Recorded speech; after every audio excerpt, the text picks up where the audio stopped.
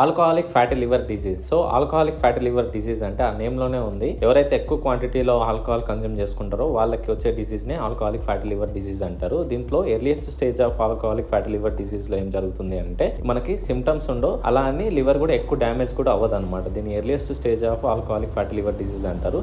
దీంట్లో alcoholic steatohepatitis fatty liver disease ఉంటుంది. ఇదేమంటే severe condition of fatty liver అనమాట. సో ఇక్కడ ఏమైతుందంటే లివర్ లో ఎక్కువ ఫ్యాట్ అక్యుములేట్ అవ్వడము, లివర్ ఇన్ఫ్లమేట్ అవ్వడము, ఇక్కడ నుంచి లివర్ ఫ్యాటీ లివర్ నుంచి వచ్చే కాంప్లికేషన్స్ అన్ని కనిపిస్తాయి అనమాట. ఇక్కడ మనము ఫ్యాటీ లివర్ ని కరెక్ట్ ట్రీట్ చేయకపోతే అది సివియారిటీ పెరిగి ఫైబ్రోసిస్ గా కన్వర్ట్ అవుతుంది అనమాట. సో దీనికి రిస్క్ ఫ్యాక్టర్స్ ఏమంటే మెయిన్ గా ఆల్కహాల్ ఎక్కువ తీసుకోవడము, స్మోకింగ్ అలవాటు ఉండడము, ఒబేసిటీ ఉండడము, మీకు ఎట్లా కంటిన్యూగా మీకు మెడికల్ కండిషన్స్ ఉండి ఎక్కువ మెడికేషన్ తీసుకుంటున్నా గానీ, ఇన్సులిన్ రెసిస్టెన్స్ కానీ, సో మీకు జీన్స్ లో ఈ ఇష్యూస్ ఉన్నా, మీరు ఏజ్ అవుతున్నా గానీ ఈ ప్రాబ్లమ్స్ వచ్చే అవకాశం ఎక్కువ ఉంటుంది అనమాట. So these are the risk factors for alcoholic fatty liver disease. So మీరు మీ ఆల్కహాలిక్ ఫ్యాటీ లివర్ డిసీజ్ ని రివర్స్ చేసుకొని హెల్దీగా వెయిట్ లాస్ అవ్వాలి అని అనుకుంటే కామెంట్ చేయండి ఆర్ డిఎం చేయండి. Thank you very much.